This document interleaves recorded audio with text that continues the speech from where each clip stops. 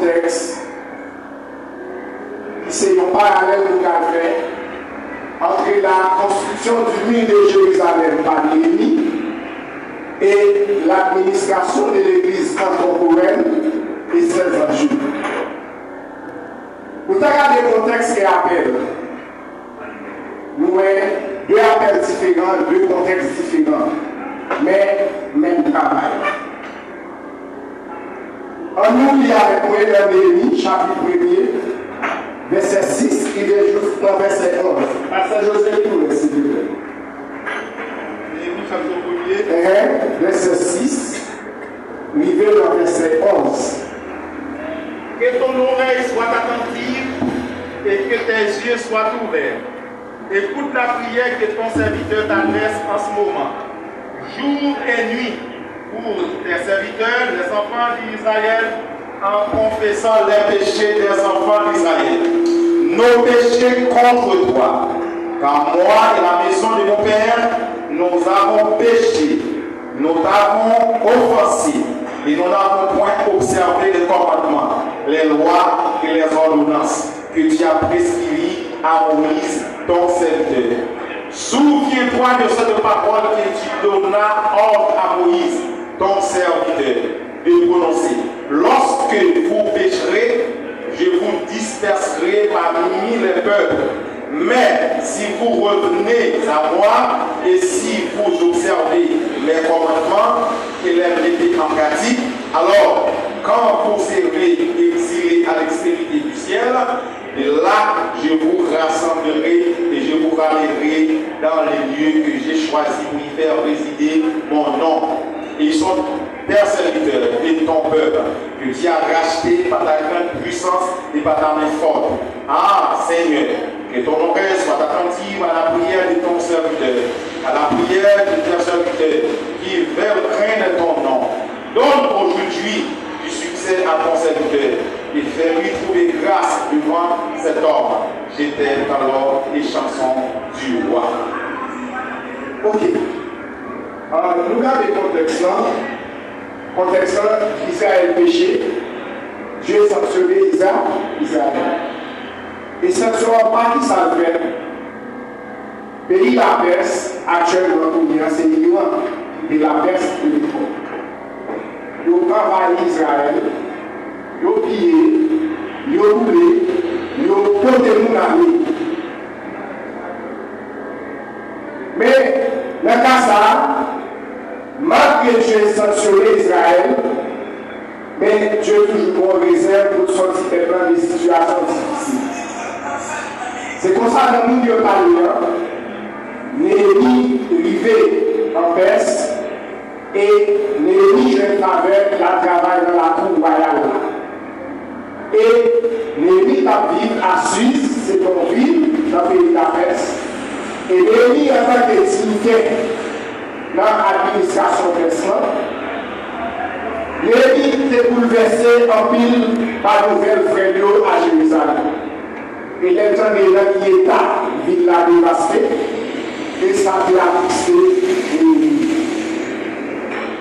Et les Néhémie dans les salles, Néhémie priait, digérer. Et les Néhémie fit prier, là expliquer la situation et va accorder des grâces pour te rendre à Jérusalem pour te reconstruire mieux. Missionnaire, il y a trois étapes là. Première étape là, Néhémie a reconstruit Lyon. Deuxième étape là, Néhémie a encouragé le peuple pour repeupler Lyon. Et troisième étape là, Néhémie a fait réforme religieuse et sociale.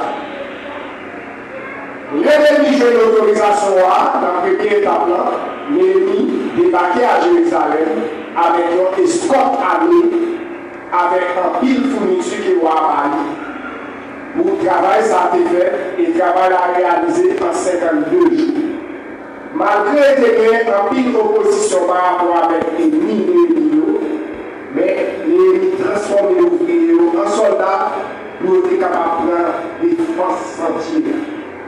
Et automatiquement, changer en fou, Néhémie commence à encourager les gens pour répéter les gens, pour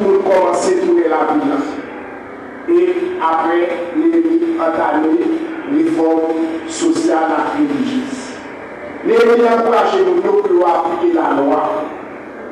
Et nous travaillons dans le cadre de distribution terre, dans le cadre de distribution richesse Jérusalem, pour nous quitter là où nous sommes capables de faire. Donc, les mythes et les serviteurs de Dieu et nos administrateurs et Dieu les choisit.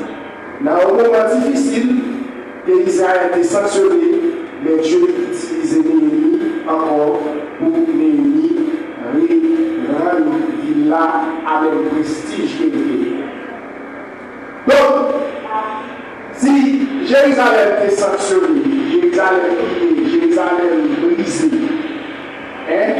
Jérusalem brûlé et écrasé, et nous sommes capables de regarder le contexte aujourd'hui par l'église contemporaine, aujourd'hui, pays nous les mêmes pillés, envahis, fallait mandater, l'eau brûlée, l'eau pillée, l'eau écrasée, et automatiquement dans la société, l'église va inscrire dévastée, l'église sous l'église est là dévastée, parce que l'église inscrit en la société. Donc, toujours être Dieu est capable de toujours utiliser l'église. Dieu est capable de toujours utiliser les grâces qui pour faciliter non seulement la république, non seulement la réforme sociale faite dans la richesse pays à redistribuer, mais leur administration fiable. Et ça va avoir des répercussions sur l'église. Et dans l'église, vous avez une administration fiable qui vous permet l'église à remembrer, l'église à reprendre prestige et pour avoir un pays plus ou moins vivant. Donc, nous allons regarder le contexte administration de l'église avec un jeu. Lorsque l'administration de l'église, quelle que soit l'église catholique, protestante ou autre, l'administration chita sous 4 éléments fondamentaux. 4 éléments essentiels. Premier élément, c'est gestion monio. Deuxième élément, c'est gestion l'argent. Troisième élément, c'est gestion matérielle. Et une gouvernance spirituelle à la vie en la communauté. Ouais. Premier élément, c'est qui s'allie, gestion monio. Deuxième élément, gestion l'argent. Troisième élément, gestion matérielle. Et quatrième élément, c'est une gouvernance spirituelle. Donc, pour 4 éléments, il y a un jeu fondamental, il y a écrit 3 piliers. Un jeu fondamental, le premier pilier, c'est la conformité légale. C'est ça que nous allons parler de l'aspect juridique. Deuxième pilier, c'est le développement spirituel et social mondial. C'est le deuxième pilier. Et troisième pilier, c'est la pérennité de l'institution et sa capacité à servir sa mission dans le monde contemporain. Ouais. Troisième pilier, c'est durabilité de l'Église, à capacité liée pour servir mission dans le moment que nous vivons. Donc, en fonction des 4 éléments essentiels, et 3 piliers fondamentaux, donc nous allons regarder ensemble un jeu juridique et administratif dans l'Église. Les enjeux juridiques et administratifs de l'Église, ils incluent paramètres ça. Et ils ont noté 7 paramètres. Premier paramètre là, c'est les statuts juridiques et cadre légal. Statut juridique de l'Église et cadre légal. Deuxième paramètre là, c'est la gouvernance spirituelle et structure administrative. C'est le deuxième paramètre là. Troisième paramètre là, c'est le rôle spirituel et civil l'Église doit jouer dans la société. Quatrième paramètre là, c'est relation de l'Église là avec le pouvoir public. Cinquième paramètre là, c'est la planification des activités. Sixième parallèle, là, c'est la formation des responsables et des membres. Et septième paramètre, là, c'est la gestion des affaires financières, logistiques et sociaux. Si nous regardons le premier paramètre, là, qui c'est statut juridique et cadre légal. Donc, l'Église, en tant qu'organisation religieuse, est reconnue comme des personnes morales. Souvent, c'est des associations sans but lucratif. Et l'Église doit avoir une personnalité juridique qui vous permet l'Église de rester en justice, qui vous permet l'Église de passer le contrat et qui vous faciliter l'Église de bien. Comment nous allons expliquer ça? Pour l'Église d'avoir une personnalité juridique, il faut un ensemble de conditions pour que l'Église a rempli. Première condition, pour que l'Église ait un statut légal.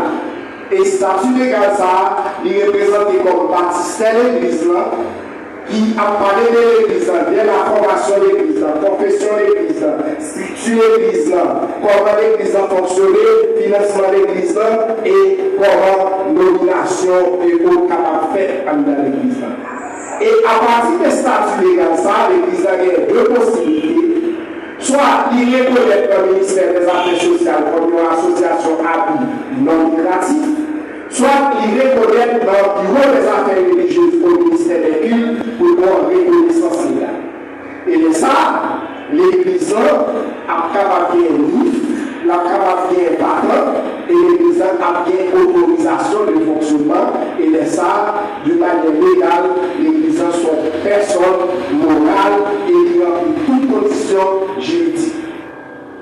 Mais ça va faire comme ça qui est ingénieur. Nous regardons dans l'église contemporaine, très souvent le jeune c'est pasteur qui est riche, l'église n'est pas riche. Pour ça, l'église a combien de bibliens, l'église a l'école, il y a l'hôpital, il y a le banque alimentaire, il y a une caisse mutuelle. Mais pour dire que l'église n'a pas un statut juridique, pas aucun engagement capable de prendre sur l'église, de se faire tout ça l'église a fait comme action, comme bien, il est obligé de faire sous nos pasteur principal là. Et dans la mesure où pasteur principal là en difficulté, mais ça, aujourd'hui, selon famille, aujourd'hui, famille accaparé de l'église et mais ça a encore un conflit. Donc, bagaille là toujours passé là. Et là, nous avons pris l'exemple, nous sommes capables de prendre le sens là. Donc, il est toujours important, question juridique de l'église, pour que nous mettions en ligne de compte. Ça va permettre l'église a une capacité pour lui, pour faire des travaux pour lui, sans qu'il n'y ait pas besoin de le travail. Et dans le cas ça, tout le monde de l'église sont dynasties. Parce que pour qui ça? Les pasteurs veulent de tout bien l'église. L'automatique des fois, si le pasteur n'a pas là où il c'est petit qui remplace. Parce que tout bien l'église, c'est héritier direct, petit qui et s'il n'est pas là, donc petit qui est obligé de remplacer pour bien capable de toujours aider dans l'église. Donc, l'aspect juridique là est toujours important pour l'église à traiter et c'est ça qui peut permettre l'église à pérenniser. Ça veut dire durabilité de l'église. Si pasteur par là une grosse structure qui est établie, qui permet l'église à arrêter la vie, pas de division, pas de problème. Parfois, des fois, pasteur principal là comme là, et puis toute division dans l'église. Ou c'est pasteur XIK, pasteur principal. C'est XIK, pasteur principal. Soit dans l'église divisée, chaque monde a un groupe, pasteur Tayo, l'église ADG, DG. Donc, il est toujours important pour nous traiter affaires juridiques, pour nous faire bagailler selon les normes qui pour faciliter l'église à pérenniser et toujours des capacités pour le service comme ça. En tout cas, le deuxième paramètre, c'est la gouvernance spirituelle et structure administrative. Nous, par exemple, si vous regardez l'exemple, ça va, pour nous qui est fédéraux, nous pouvons structurer l'église, structurer ici. Certainement, vous avez des bagailles qui ne voient pas là, mais c'est structure l'église. Nous avons peut-être l'église qui est sur Christ. Et après Christ, nous avons qui est collège pastoral. Après collège pastoral, là, nous avons comité central. À côté comité central, là, nous avons corps volontaire. Et nous allons regarder le département. Nous avons CD, qui c'est le département. Non, c'est Corps Diagonal. Corps Diagonal. CDS, c'est Corps Diagonal. Nous avons CD, qui c'est Conseil évangéliste. Nous avons DH, qui c'est département des hommes. Nous avons DD, qui c'est département des dames. Et nous avons DJ, qui c'est département de la jeunesse. Et en bas, tout département, ça a un gros carré qui c'est assemblée des membres. Et sous l'assemblée des membres, nous jouons le département des enfants. Et sous l'autre de la charrette, c'est l'île de prix, c'est l'île de filles. Et en bas, nous jouons le chata, nous jouons la femme des stylos pour baptiser la pasteur. Et nous jouons Michel coopératif. Donc, c'est structure administrative, c'est le travail de gouvernement spirituel. Et chaque entité de gouvernement spirituel, il doit jouer comme ça. Donc, depuis l'entité a pas joué comme ça, l'administration liée, il y a une faille. Donc, c'est structure ça qui permet l'église de gouvernement spirituel et chaque monde dans le gouvernement spirituel doit jouer comme Christ m'a dit. Alors, regardez le troisième paramètre qui c'est l'ordre spirituel et civil. L'église en la société il remplit deux rôles. L'église a un rôle spirituel et il y a un rôle civil. L'église remplit un rôle spirituel, un enseignant la doctrine, un administrant les sacrements et un guidant les fidèles vers la foi. Oui, aspect spirituel de l'église, qui s'en passe premièrement, c'est le doctrine de l'église.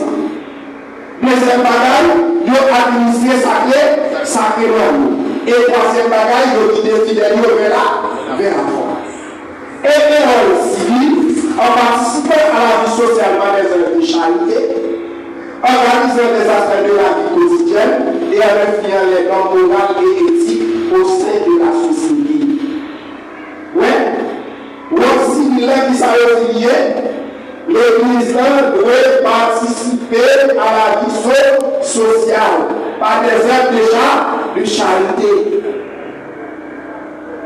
Ça veut dire aider les malades, accueillir les vœux, tout ça, c'est des œuvres de charité qui permettent l'église, l'ordre social, les jouer. Et nous devons analyser l'aspect de la vie quotidienne, la vie chaque jour dans l'église. Et l'église veut influencer normes, morales et éthiques au sein de la société. Oui. Si on nous fait quartier Pasteur José dans l'exemple, la bêtise. Automatiquement, le Pasteur José qui s'adapte à la pasteur. Ça t'a dit, il partit là, où les gens viennent influencer. Ils ont parti là. Donc, l'église est un modèle de la société, et il doit influencer nos moraux à éthique. En servant également la force d'intégration et de l'assemblement collectif. Oui, l'église a servi une force d'intégration. Comment expliquer ça? Il y a un monde qui t'a mené au mauvais. Nous avons dévoilé. Il fait que toute qualité de défaut. Automatiquement, il a fait l'église qui s'appelle l'intégrer en dans nos familles spirituelles et société à capter en premier temps. Pour pécheurs, nous avons les mêmes considérations encore pour lui. Ça veut dire qu'il joue le rôle d'intégration. Quel que soit le champ qu'après là, qu'a plié sur la planète. Automatiquement, nous avons fait un débat. Il a tiré l'église, il convertit par la ville. Ah, vous avez compris dans la c'est fait pipi. Vous avez obligé de faire pipi parce que donné le champ changé. L'église était intégrée. Et l'église était dans rassemblement collectif qui permet à la société par les mêmes considérations encore pour dire. Nous disons, what spirituel là, what spirituel là, nous disons les croyants. Il y a la transmission de la foi et de la doctrine, lié à l'administration des sacrements, lié à vie de prière et méditation. Pour la transmission de la foi et de la doctrine, l'Église enseigne les principes et les directives qui aident les membres à vivre selon les enseignements du Christ, comme indiqué dans les Écritures. Oui, l'Église, c'est ça enseigner pour vivre selon le principe Christ, selon ça qui est. Le dit administration des sacrements. Le dit rituel, comme le baptême de Marianne, les funérailles marquent des étapes importantes de la vie des fidèles sous la direction du collège pastoral. Donc, sacrement, ça c'est des choses qui sont importantes pour nous. Pour nous présenter les petits autant. Nous faisons comme notre mariage là. Bon, si l'église a dit pas chanter Marianne pas présent, ou est-ce qu'il pousse ça? Donc, étape ça, c'est une étape importante dans la vie fidèle et l'Église a toujours dû collaborer pour le rendre sacré dans ça, non seulement célébrer avec joie, nous célébrer avec amour et une participation effective de l'Église dans le cadre sacré dans ça. Et puis, pour la prière et méditation, les églises et les monastères sont des lieux pour la prière, la méditation et la contemplation. À ce ça, il y a deux figures là-bas. Nous avons l'église sur le plan physique, qui sert comme un lieu de prière, et nous avons l'église sur le plan spirituel, l'église qui a une dame. Parce que parler, c'est le monde qui est l'église. Alors, voyez ça. Nous avons ça. Je vous ai dit, quand l'église a réuni, ça va dire là. C'est là l'église a été Kaila toujours là. Mais pour nous, aspect ça, ici l'église a Kaila. Mais aspect spirituel l'église, ou même l'église a été encore. Pour toujours mener nos vies de prière. Est-ce que Kaila a contemplé la gloire de Dieu? Non. C'est nous-mêmes comme personne qui vous vit, qui vous contempler la gloire de Dieu. Donc, l'Église, non seulement le servir comme un lieu de prière, mais livré au lieu de méditation. Est-ce que Kaila a médité la parole de Dieu? Non, c'est nous-mêmes. Et il veut contempler la gloire de Dieu. Donc, aspect l'église personnelle, c'est nous-mêmes, et tout contrôler pour nous donner le vie de prière, ouais, tout contrôler pour nous contempler la loi de Dieu par la méditation de la parole de Dieu. Nous voyons aussi l'association sociale de charité. L'église organise des œuvres caritatives, distribuer de la nourriture aux pauvres, et accueillir les humains, les nécessités, les vieillards et visiter les malades dans les hôpitaux, dans les hôpitaux. C'est le travail de l'église là. Visiter la radio et émission sociale de l'église. C'est le rôle social de l'église. Accueillir les gens, accueillir les visiteurs. Ouais, gérer les gens, gérer l'orphelin. Et de ça, je prends plaisir dans l'administration de l'église. Nous avons besoin de la fonction éthique et normative. L'église polaire de valeur morale et éthique. Influencer le comportement des individus et la façon dont ils interagissent au sein de la société. Nous sommes ça. L'église est capable de transformer nous. L'influencer la société. Et l'influencer ni sur le plan politique, ni sur le plan moral. Nous avons exercé l'influence politique. En tant qu'institution sociale, l'Église a exercé un droit politique en appuyant les normes et en jouant un rôle dans la régulation des rapports entre les citoyens. Oui, tout ça, c'est le rôle de l'Église dans le jeu. Qu'est-ce sur le plan social, qu'est-ce sur le plan politique, l'Église joue un rôle. Et l'administration de l'Église lui permet l'Église à répondre à toute facette qui vous permet l'Église édifiée, qui vous permet l'Église solide. Et en résumé, l'Église est une force qui façonne non seulement la foi et la spiritualité des hommes, mais aussi l'organisation et les normes de la société dans laquelle elle s'inscrit. Oui, non seulement nous disons que l'église sont fortes, il faut que les ressources de foi de Dieu et d'idées vers la spiritualité, mais l'église en tout, il influence l'homme à éthique, la société qu'elle est inscrite. Donc, on regarde le quatrième paramètre là, qui c'est la relation avec le pouvoir public. Quand il y a un loi ou des lois spécifiques qui régissent le fonctionnement des églises protestantes en Haïti, comme ça fait en France, et au Canada, il y a des lois qui réglementent le fonctionnement de l'église. Mais en Haïti, nous n'avons pas de loi ça. Mais seulement, la Constitution de 1987 garantit la liberté de conscience et des religions.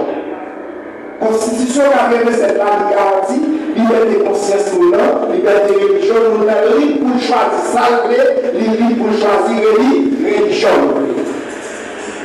Permettez aux différentes professions de s'organiser et de fonctionner dans le respect des ordres publics. Oui, il permet quelle que soit la profession, que aux protestants, que aux catholiques, que aux bouddhistes, que aux baptistes, quel que soit son lien, pour capable fonctionner ou monter temps de prière ou fonctionner dans le respect, l'ordre public. Sans que nous, religieux, ne soient privilégiés. Par aucun groupe d'État privilégié. Et que vous avez ça et l'antilat. L'État traite les religieux de manière égale. Et les groupes religieux peuvent obtenir une reconnaissance légale par le niveau des affaires religieuses. Cette reconnaissance permet aux églises. L'église a une reconnaissance légale, une autorisation de fonctionnement par le bureau des affaires religieuses et bureau du ministère des cultes. Et reconnaissance, ça permet l'église avec ça. L'église a fait des activités et rester en justice. L'église a fait activités sociales, il a fait projet social et l'église a représenté en justice. Deuxième parole, l'église a agi légalement dans le cadre de la loi. L'église a agi légalement dans le cadre de la loi. Tout ça, l'église a fait selon les lois établies. Si vous regardez la loi de l'église n'a pas qu'à faire. Et ça fait nous mettre des pasteurs censurés qui n'a fait bonnes âmes. Est-ce que l'église a fait bonnes âmes? Non. Parce que la loi était interdite. Troisième parole, l'église est capable de bénéficier des exonérations des taxes et des franchises. Dans la mesure où l'église est légale, toute taxe l'église a payé, que l'église a un bâtiment a payé, taxe a payé, pour a payé tout, l'église a salé des droits pour les taxes à eux. Et l'église est capable de franchise douanière. Dans la mesure où l'église a fait comme on l'a écrit le ministère des Finances légalement, avec tout papier, toute autorisation, pour dire que les bagages à prendre là pour aide sociale, donc nous demandons pour nous avoir franchise pour nous joindre. Donc tout ça, c'est des droits que l'église a gagnés dans la mesure où il remplit les conditions juridiques nécessaires. Et quatrième bagage, l'église est capable de délivrer les documents de l'état civil, tels que certificat de baptême, certificat du mariage.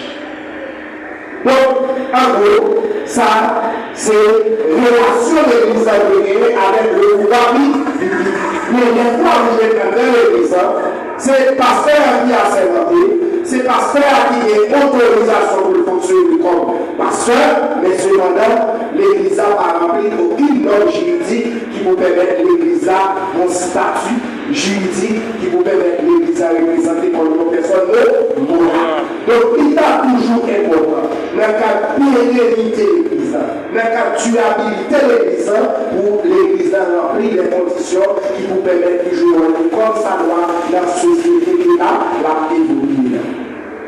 On regarde ce qui est paramètre, c'est la planification des activités. La planification des activités dans une église protestante vise à soutenir sa mission évangéliste et de formation des croyants. Toute activité qu'a fait dans l'église est divisée de la taille. Premier bagage c'est évangélisation. Deuxième bagage c'est formation croyant. En même des cultes, des services communautaires et des programmes d'éducation religieuse. Ouais.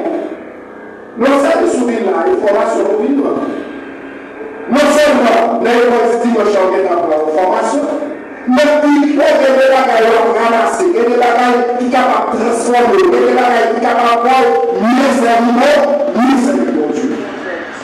Donc c'est formation dans le cadre de travail, dans le service communautaire, tout ça, dans l'éducation religieuse. Donc ça permet de nous mieux servir Dieu.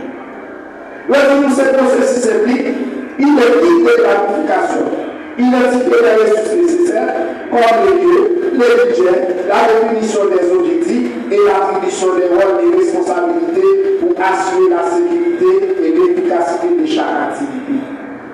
Ouais, ça veut dire activité au pas d'une manière improvisée, pour activité au planifiée.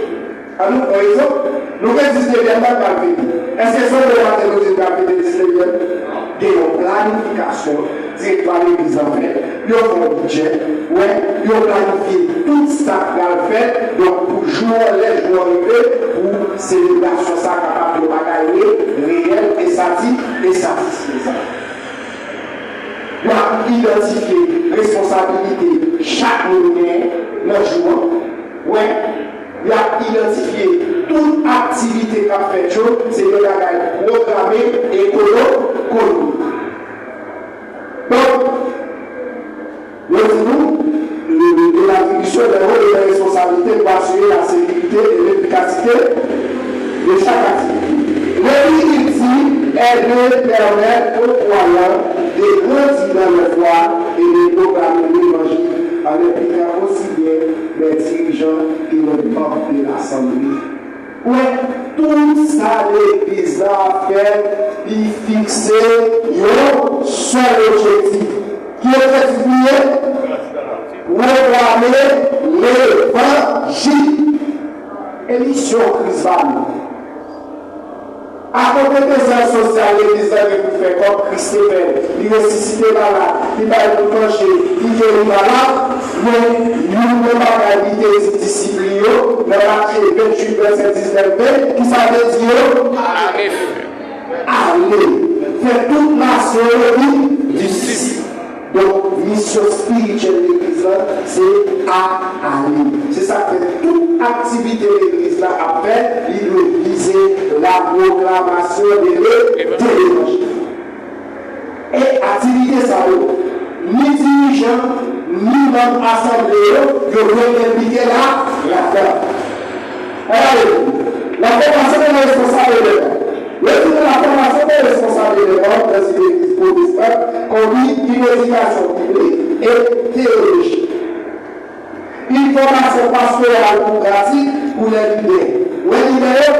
Une formation pastorale ou pratique pour regarder sa Bible. Et une éducation mutuelle au sein de la communauté. Des moyens spécifiques sont donnés à des pasteurs anciens, diacres et évangélistes qui, avec le corps des auditeurs, sont responsables de l'enseignement et de la direction du soutien spirituel de l'homme dans une approche de l'idée servante, le cas comme ça. Pour les membres, l'enseignement de la parole et la participation active dans les affaires de Dieu et à la vie de l'Église sont essentiels. Donc, la première formation qu'on va être responsable, première d'abord, une formation théologique et pastorale, c'est pour les responsables. Le candidat à des rôles, le responsable, comme pasteur, diacre et évangéliste, suit une formation théologique et une préparation pratique pour exercer leur ministère. Mais l'Église, les leaders là, c'est évangéliste, c'est diacre, c'est pasteur, il part en formation encore. Et l'Église a édifié, pour l'Église a performé, l'Église a suivi une formation continue. Parce que vous ne pouvez pas exercer le ministère bien sans vous payer une formation. Donc, responsables, nous sommes dans une formation théologique et une préparation pratique qui nous permet d'exercer le ministère. Comme pays, là-bas. Mais l'église doit prouver l'évangile prêché dans tout district et l'église est obligée de l'évangile fait des pratiques de terrain qui vous permettent d'oublier exercer le ministère. Un information dans l'édification mutuelle. Chaque membre est invité à participer activement à l'édification de l'église et à encourager et à se fortifier mutuellement. Membre de l'église ou de participer dans l'édification de l'église, dans les de prière, participer dans l'intro, participer dans le service communautaire. Oui, ça permet l'église édifier. Et pour nous personnellement, il permet pour nous pour édifier, pour transformer de jour en jour. Donc, nous avons l'enseignement, y compris les jeunes et les adultes, reçoivent un enseignement conforme aux Écritures et aux confessions de la foi de l'Église. Jeunes, adultes, il a recevoir une formation qui conforme avec écriture, qui conforme avec la parole de Dieu. Et avec confession l'Église. Et ça nous est comme doctrine, là ça nous croit. La participation à la vie de l'Église. Les membres sont encouragés à prendre une part active dans la construction de l'Église et dans la communauté fraternelle. Mais nous encouragés pour prendre une part active dans la construction de l'Église. Ça parle de construction physique. Parce que nous connaissons l'église déjà et nous pouvons faire mais construction ça, c'est chaque fois où évangéliser le monde, l'idée appelle la vie entrée, ça l'église appelle, l'église apprend, l'église a grandi, l'église a conçu, l'église a développé. Chaque membre de l'église, c'est un ouvrier. C'est un fournisseur. Donc, à chaque pas spirituel pour marquer, pour évangéliser, pour nous montrer, pour remettre à nous, l'église a édifié, l'église a grandi, n'a recevoir dimension 1 en plus. Non seulement l'église et même la dimension spirituelle en plus, et socialement, l'église a pris la dimension 1 en plus. Et il faut que nous participer dans la communion fraternelle.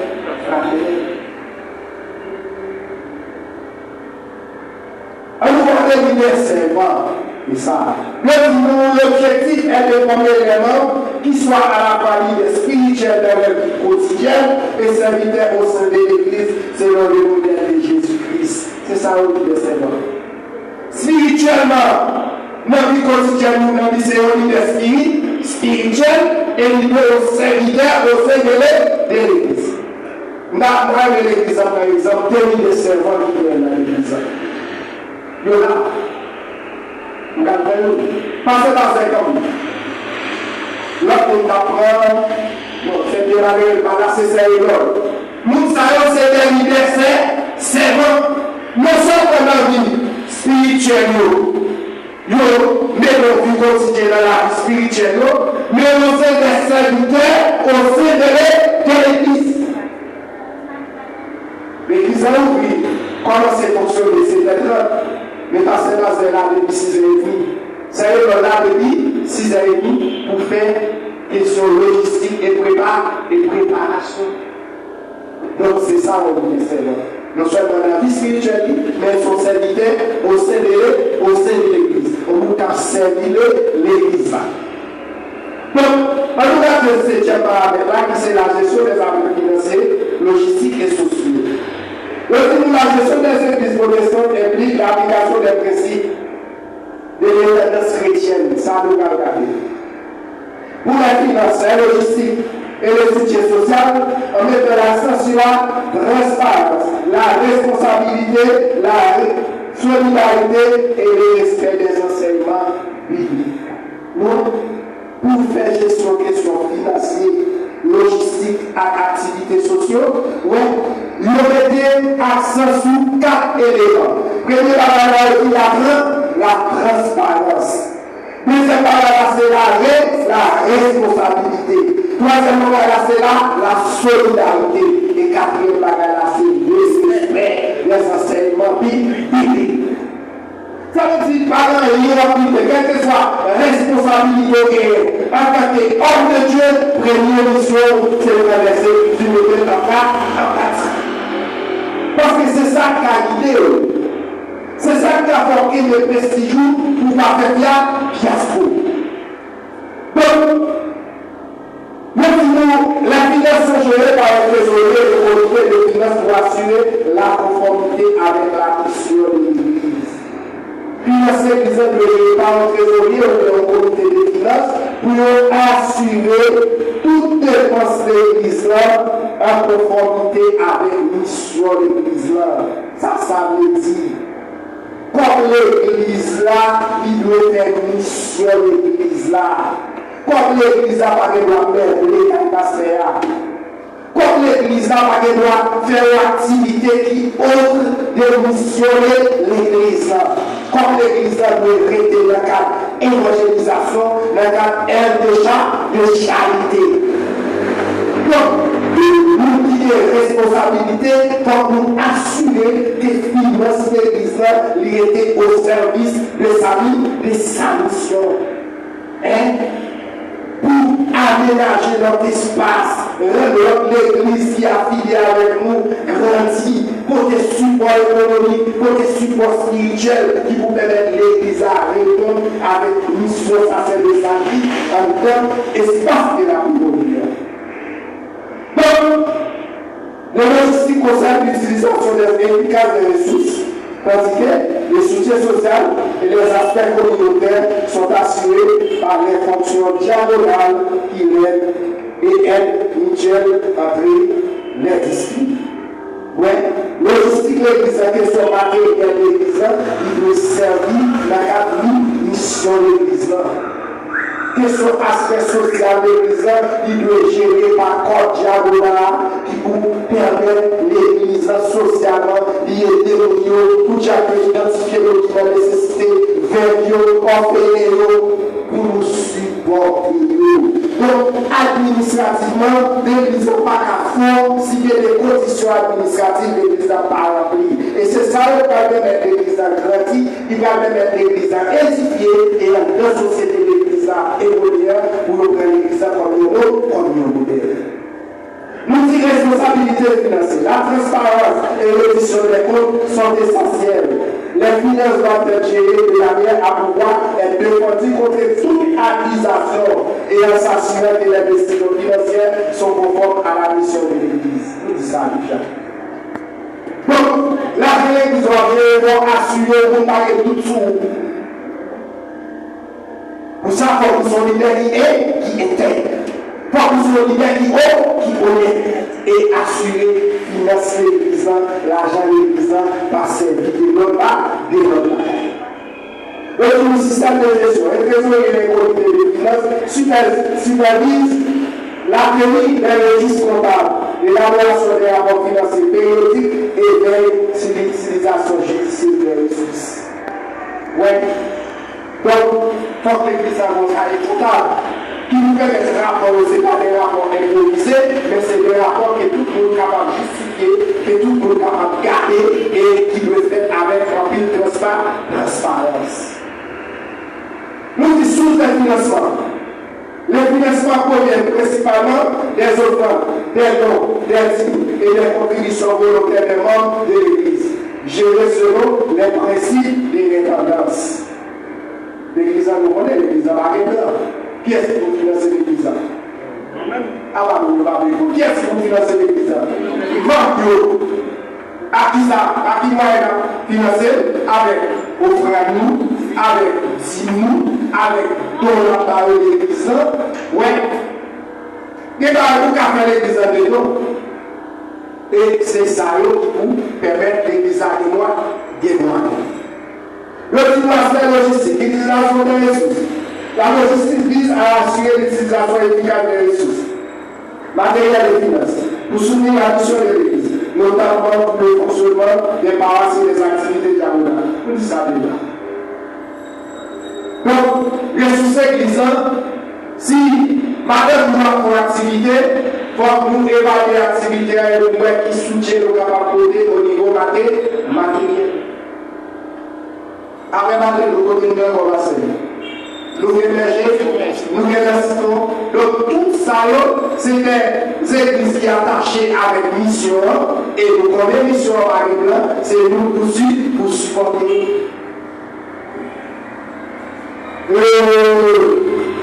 Nous avons l'aspect logistique ou l'aspect social. Nous disons, ok, organisation interne. La gestion logistique peut impliquer la gestion des biens, des prix, l'organisation des services et des activités communautaires, ainsi que la coordination des activités diaconales. Ça nous l'a dit là. Nous dit aspects sociaux. Soutien diaconal. Les aspects sociaux sont souvent pris en charge par le ministère des diacres, qui gère des autres diaconales dédiées à l'aide des membres falsifiés. Ouais. Aspect sociaux, nous ne pouvons pas diacre. Il y a des églises qui ont fait des offrandes diaconales spécialement pour aider les gens qui ont blessé en nécessité. Mais offrandes, ça sont offrandes spéciales qui ont été offrandes nécessité. Mais c'est diacre des fois qui gère l'offrande, ça, nous n'avons pas géré les gens qui ont nécessité. Il y a des pas d'une église là, des fois. Et sans la l'idée au-dessus des pierres, mettez toi, qui commence à chier au final. Donc l'église a besoin encore de toute situation qui vous permet l'église d'émerger. La solidarité est mutuelle. Dans l'église protestante pratique la solidarité entre les communautés. Ou des paroisses plus riches au lieu de être des plus petites. Nous faisons tout ça. C'est des informations qu'est-ce qui est l'église centrale là. Et de l'autre église, qui est-ce qui vous aide? L'église. Et c'est ça que nous-mêmes qui dans ce cas-là, nous obligons de faire plus d'efforts pour nous faciliter, nous aider leur église. Mission sociale. La participation financière des membres et des paroisses ainsi que les engagements servent à soutenir la mission de l'église au niveau local, national et international, participant ainsi au progrès social. Dans cette église, c'est ça. Donc, en fonction de ces paramètres, vous supposez mettre un milieu contre la carte, un juridique et administratif l'église. Mais pour ça le respecter, il y a ce qu'on appelle rôle et responsabilité clés. Parmi au sein de l'église protestante, il y a 3 types d'administration, des fois le rôle exercé. Première administration, c'est l'administration centralisée. Deuxième administration, c'est l'administration déconcentrée. Et troisième administration, c'est l'administration décentralisée. Chaque administration, ça y aurait des avantages et des inconvénients au bon fonctionnement de l'église. Alors, il y a des administrations centralisées. Son administration qui chita autour de Sibou, qui est dominée par le pasteur titulaire et par aucune décompte, tout leur statut émassé par l'émergence leadership. Les églises gérées pour ça, ils sont capables toujours de manière administrative, ils ont fait accord de bien gérer, mais on problème. L'écraser et leur leadership dans l'église, pas envie pour faire tout le bagage très bien, pour faire tout le bagage passer bien, les ça, pas de, comment on dit ça, pas de partage de responsabilités. Automatiquement par un partage de responsabilités, les ça, libéraux, et énergie. L'écraser émergence spirituelle, émergence sociale, libéraux. Donc, il est toujours important au sein de l'église pour nous pratiquer notre administration déconcentrée. Ça va permettre leader énergie et tout leur responsabilité. Département, de jouer comme ça doit, et laisser l'église étudier, l'église grandir. Donc, l'administration déconcentrée nous permet un leadership qui est développé, un leadership collectif qui est développé, et laisser tout le monde jouer au sein de l'église comme ça doit, et chaque département, ça a comme responsabilité, de constituer comme feuille de route pour faire l'église là bien fonctionner. Donc, cela permet de nous garder le rôle et responsabilité de chaque parti, de chaque entité. On nous regarde le collège pastoral par exemple. Nous, le pasteur titulaire est le président du collège pastoral. Il est chargé de planifier, coordonner, contrôler, orienter toutes les activités spirituelles et sociales au sein de l'Église. Organiser les 40 cellules, des guidables pour les membres en situation spirituelle difficile. Assurer la mise en place d'un département spirituel et des soucis des développements socio-économiques. Surveiller sur l'application des principes et règlements établis pour maintenir la bonne gouvernance spirituelle et sociale au sein de la communauté et les autres membres du collège pastoral doivent aider et assister les pasteurs titulaires dans l'accomplissement de ces tâches. Ça veut dire dans le rôle de responsabilité et le défi défini. Donc, le pasteur titulaire est l'administrateur général de l'église. Pas de la sortie de là. Donc, toute faille administrative, l'église que ce soit au niveau département, que ce soit au niveau de l'entité, le premier responsable, c'est le pasteur titulaire. Parce qu'il est chargé de contrôler, d'orienter, d'administrer, coordonner toutes les activités spirituelles et sociales de l'église. Et le pasteur peut aider et assister dans la tâche. On va le comité. Le comité est l'organe exécutif et administratif de l'Église.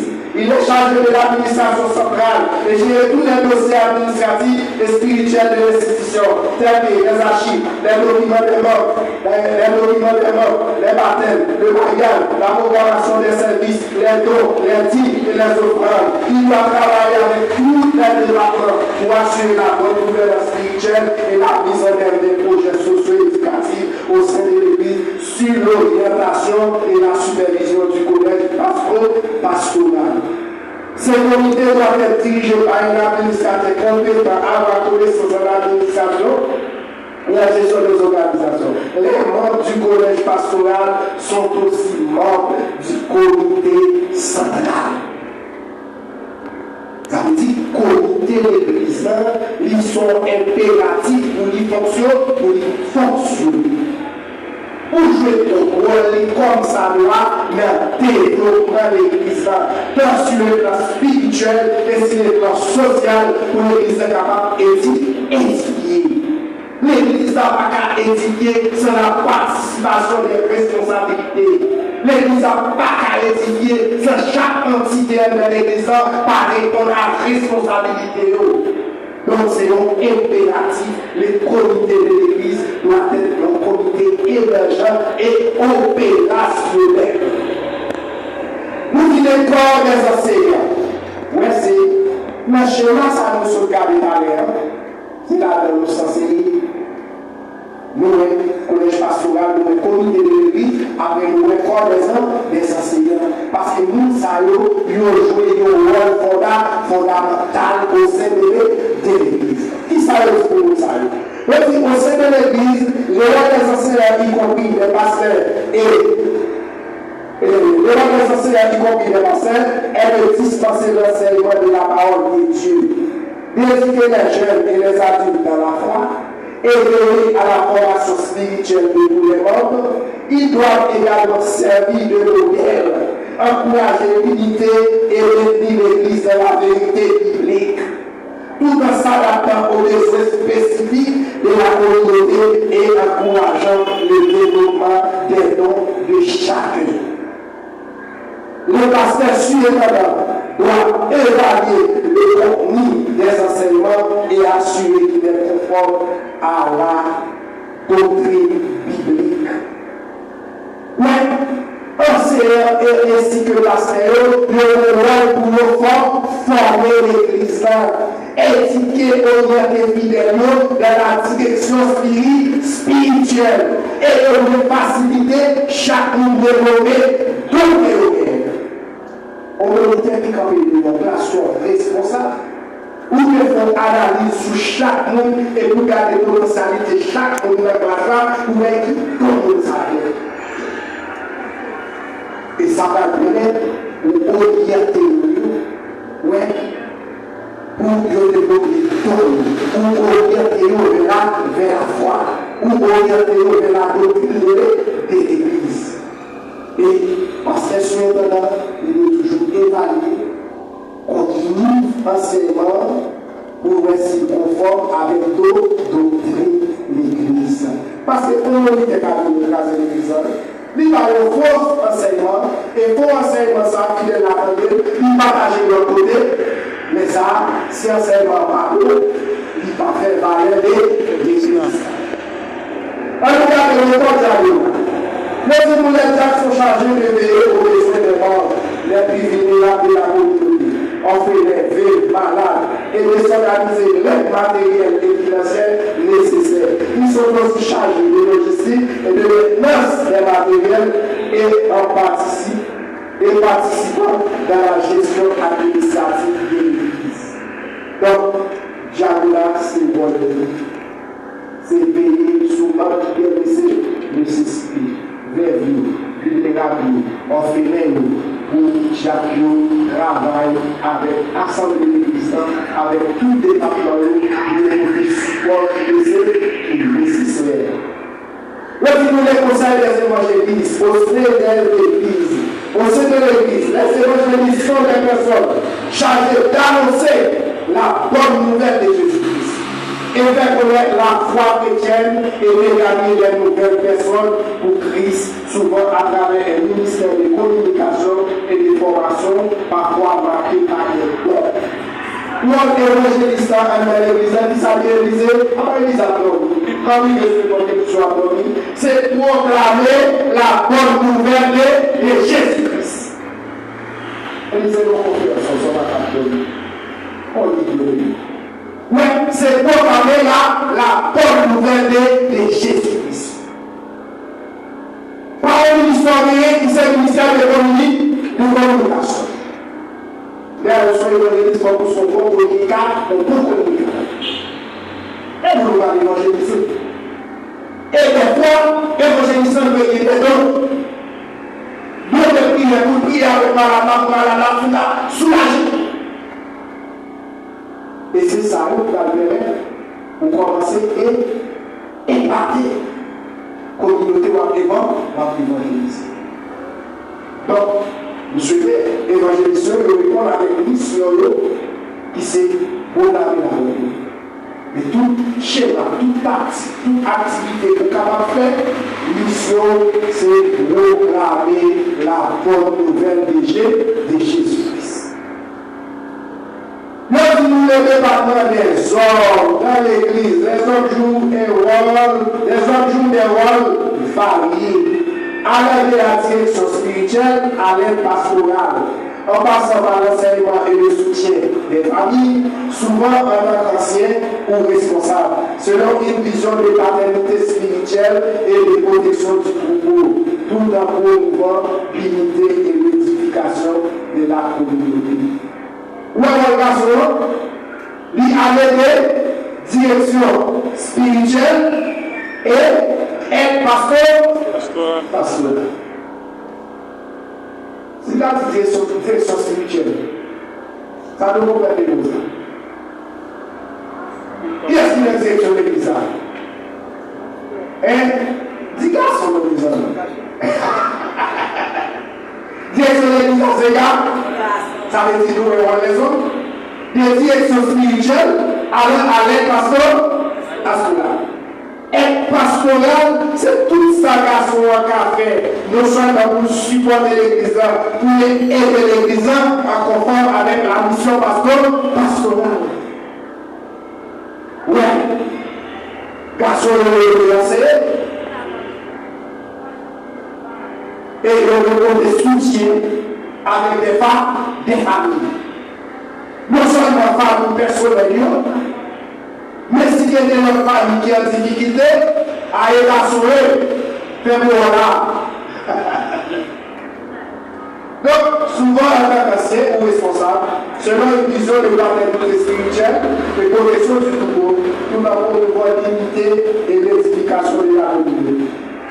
Visitation. Les hommes peuvent effectuer des visites auprès de l'homme de l'Église, apportant l'aide et soutien et assurant que les besoins des membres sont satisfaits. Garçon, visitez l'Église, visitez famille, visitez famille. Pour garder Jean ça à marcher. On nous connaît la pandémie, on va avancer plus. Et la pandémie, mesdames, sont la matrice de l'Église. Mesdames, vous êtes la matrice de l'Église. Mesdames, c'est la matrice de l'Église là. Nous représentons la mère, la vie. Elle contribue à évangéliser notre bagaille si Dieu est sur l'Église. Dans la perspective d'une étroite réelle collaboration entre hommes et femmes. Elle s'occupe de l'accompagnement musical de l'Église, de la décoration et de la logistique au sein de l'Église, durant les grandes activités et cérémonies religieuses. Intercesseur pour la suivi de l'humanité, mais surtout pour les saluts des âmes. Nous responsabilité divine. Intercesseur pour la suivi de l'humanité et surtout pour les saluts des âmes. De vous faire des l'église, ou de vous faire des riz, des bières, ou de vous faire des comptes, des combats.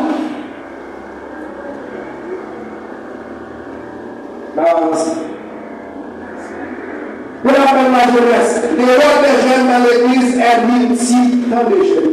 Le rôle dans l'église a dit un, il y a un pire. Premier travail, ils sont à privilégiés de l'évangile pour les pères. Nous cédons l'évangile à nous, j'aime pas les nous. On peut communauté nous, on peut l'école nous, on peut zone nous, mais nous sommes jeunes dans l'église, nous voyons, nous modèles. Nous présentons, nous créons l'évangile. Nous devons être acteurs essentiels de l'évangélisation. J'aime les acteurs essentiels pour l'évangélisation. Il y a tous les évangélistes là sur la terre là. Pas forcément c'est juste l'évangélisation. C'est une évangéliste à accompagner les garçons et les filles, à le partager, à annoncer le nouvel âge.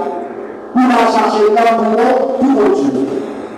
Troisième rôle, nous déterminer pour assurer la continuité des traditions religieuses. Notez, ça n'a fait pendant 30 ans encore, par ces bases de Pabla, dans 50 ans encore, par ces Salvador, par ces de Pabla. Qui est-ce là? C'est Jésus. C'est eux qui ont préparé l'église et pour nous continuer la tradition de vie religieuse. Pour cela, j'aimerais former, j'aimerais éduquer non seulement l'éducation religieuse, mais l'éducation sociale qui nous permet l'église à arriver fort. J'aime cette importance d'innovation et de créativité au sein de la communauté. J'aimerais innover, venir avec des bagages nouvelles, créer activité en tant que communauté. Parce que nous sommes jeunes, nous symbolisons frères, nous symbolisons la gaieté, nous symbolisons le développement au sein de l'église. Je veux développer une foi spirituelle solide. Je veux explorer le foi.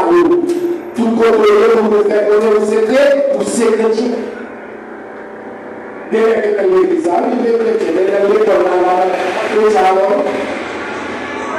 Que c'est ça appartenir à une communauté et à la vie pour produire le rôle de responsable, enseignement ou missionnaire. Le film de l'Assemblée des membres, là le film continue. Au sein de l'Église protestante, l'Assemblée des membres a un rôle central pour assembler. Parce que les nous parlons de tout département, que l'évangéliste, que Jacques, toute famille Adam, nous regroupons au sein côté de assemblement. Et participer activement et de responsabilité dans la vie de la communauté locale. et nous avons une responsabilité dans le développement de l'Église. L'examination de l'apprentissage de la doctrine, nous devons participer dans le service adoration et nous devons apprendre la doctrine chaque jour dans la vie. 3. La prise de décision et la gestion des affaires de l'Église.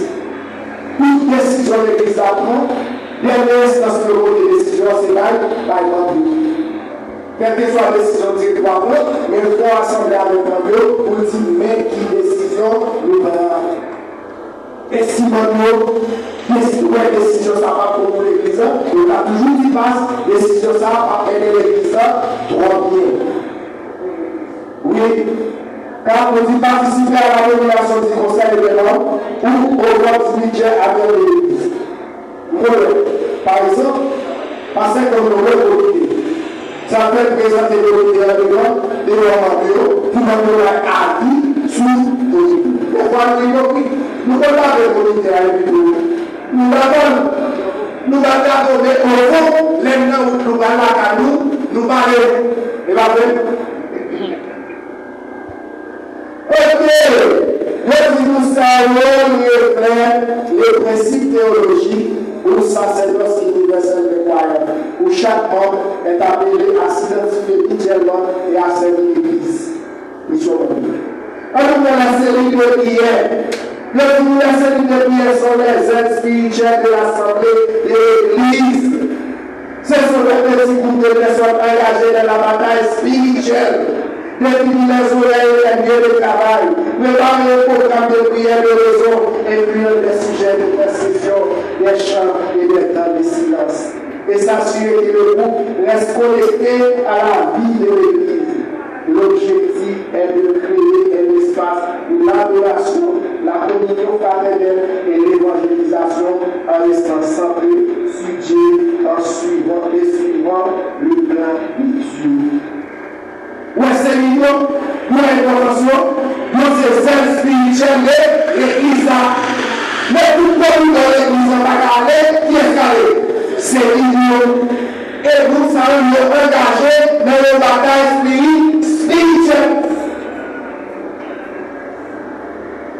Et travail la parole est toujours annoncer l'évangile.